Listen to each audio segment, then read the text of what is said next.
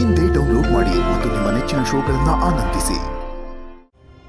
ಇವಾಗ ತಾನೇ ನಮ್ಮಿಬ್ಬರು ಮಧ್ಯೆ ಒಳ್ಳೆ ಬಾಂಧವ್ಯ ಶುರುವಾಗಿದೆ, ಪ್ರೀತಿ ಚಿಗುರ್ತಿದೆ. ಅಷ್ಟರಲ್ಲೇ ಸೌಂದರ್ಯ ಮೇಡಮ್ ಬಂದ್ಬಿಟ್ರಲ್ವ. ಅಲ್ಲ, ಅವ್ರು ಒಳ್ಳೆ ಉದ್ದೇಶದಿಂದ ಹಸ್ಬೆಂಡ್ನ ಕರ್ಕೊಂಡು ಹೋಗಿದ್ರೆ ಸರಿ, ಆದರೆ ಅವ್ರ ಉದ್ದೇಶ ನನ್ನ ಮತ್ತು ಹಸ್ಬೆಂಡ್ನ ದೂರ ಮಾಡಬೇಕು ಅನ್ನೋದಾಗಿದ್ದಿದ್ರೆ ಅದಕ್ಕೆ ಅವ್ರ ಹಸ್ಬೆಂಡ್ನ ಕರ್ಕೊಂಡು ಹೋಗಿದ್ದು. ಇಲ್ಲಪ್ಪ, ಅವ್ರ ಉದ್ದೇಶ ಏನೇ ಇದ್ರು ನನ್ನ ಹಸ್ಬೆಂಡ್ ಮೇಲೆ ನಂಗೆ ನಂಬಿಕೆ ಇದೆ. ಅವ್ರು ನನ್ನ ಕೈ ಯಾವತ್ತೂ ಬಿಡಲ್ಲ. ಅವ್ರು ಅದಕ್ಕೆ ಹೇಳಿದ ಕೆಲಸನ ಮುಗಿಸಿ ಆದಷ್ಟು ಬೇಗ ನನ್ನನ್ನು ನೋಡಕ್ಕೆ ಬರ್ತಾರೆ.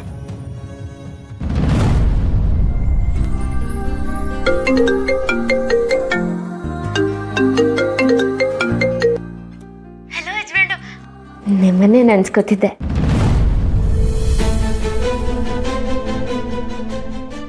ನಾನು ಅಷ್ಟೇ ನಿಮ್ಮನ್ನು ತುಂಬ ಮಿಸ್ ಮಾಡ್ಕೋತಾ ಇದ್ದೆ. ಅದಕ್ಕೆ ನಿಮ್ಮನ್ನು ನೋಡೋಣ ಅಂತ ವಿಡಿಯೋ ಕಾಲ್ ಮಾಡಿದ್ದೆ. ಹೌದಾ?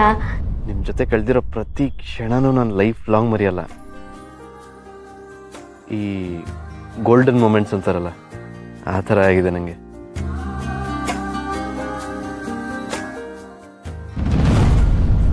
ದೇವಸ್ಥಾನಕ್ಕೆ ಹೋದವ್ರ ಮನೆಗೆ ಬಂದ್ರಾ? ಇನ್ನೂ ಬಂದಿಲ್ಲ. ಹಸ್ಬೆಂಡು, ನೀವು ಯಾವಾಗ ಬರ್ತೀರಾ? ಆದಷ್ಟು ಬೇಗ ಬರ್ತೀರಾ ಅಥವಾ ಅಲ್ಲೇ ಇರ್ತೀರಾ? ಕೆಲಸ ಮುಗಿದ ಕೂಡಲೇ ಓಡೋಡ್ ಬಂದ್ಬಿಡ್ತೀನಿ. ನಿಜನಾ? ಯಾಕೆ ನಂಬಿಕೆ ಇಲ್ವಾ? ಇಲ್ಲ ಇದೆ. ಬಂದು ಇನ್ನೂ ಅರ್ಧ ಗಂಟೆ ಆಗಿಲ್ಲ, ಆಗ್ಲೇ ಅವಳ ಜೊತೆ ಫೋನಲ್ಲಿ ಮಾತಾಡ್ತಿದ್ದಾನೆ. ನನ್ನ ಕಣ್ ತಪ್ಪಿಸಿ ದೀಪ ಅವನ್ನ ಇಲ್ಲಿ ಕರ್ಕೊಂಡು ಅವನ ಜೊತೆ ಸುತ್ತಾಡ್ತಿದ್ದಾಳೆ ಅಂದ್ರೆ ಆ ದೀಪ ಭಯಂಕರ ಕಿಲಾಡಿ ಇದ್ದಾಳೆ. ಯಾವ ಕಾರಣಕ್ಕೂ ಚಿರುನ ಇಲ್ಲಿಂದ ಹೊರಗೆ ಎಲ್ಲೂ ಹೋಗಕ್ಕೆ ಬಿಡಬಾರ್ದು. ನಾನಿಲ್ಲಿರೋ ಅಷ್ಟೂ ದಿನ ಚಿರು ನನ್ನ ಜೊತೆನೇ ಇರಬೇಕು. ಆಗ್ಲೇ ಅವರಿಬ್ರು ಮೀಟ್ ಆಗದೆ ಇರೋ ಥರ ಮಾಡೋಕ್ಕಾಗದು.